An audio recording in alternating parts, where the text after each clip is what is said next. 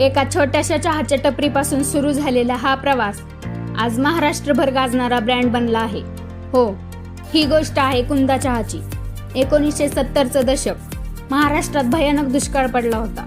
सोलापूर, उस्मानाबाद भागात लोकांकडे ना पाणी होतं ना काम. अनेकांना गावं सोडून शहराकडे जावं लागत होतं. अशाच वेळी सोलापूर जिल्ह्यातल्या लांबोटी गावात राहत होते शंकर खताळ आणि रुक्मिणी खताळ. एक साधं शेतकरी कुटुंब, पण परिस्थितीने अक्षरशः रस्त्यावर आणलेलं.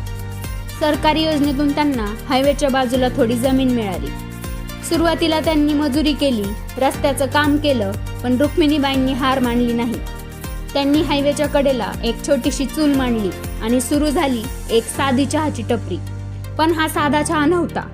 बेळगावचा प्रसिद्ध कुंदा तुम्ही खाल्लाच असेल. दूध आटवून तयार होणारी ती गोड मिठाई.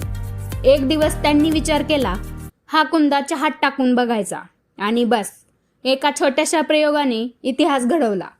कडक गरम चहामध्ये वरून 1 चमचा कुंदा टाकला जायचा आणि तो चहात विरघळला की चहाला मिळायचा भन्नाट क्रीमी टेक्स्चर आणि हलकी स्मोकी गोड चव.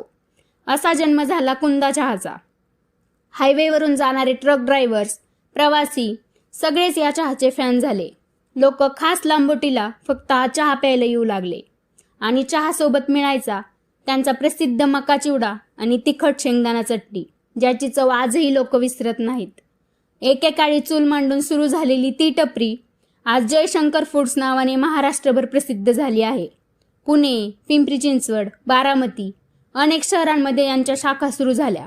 कुंदा चहा हे नाव आज रजिस्टर्ड ट्रेडमार्क आहे, कारण ही फक्त चहाची रेसिपी नाही, तर एका कुटुंबाच्या संघर्षाची ओळख आहे.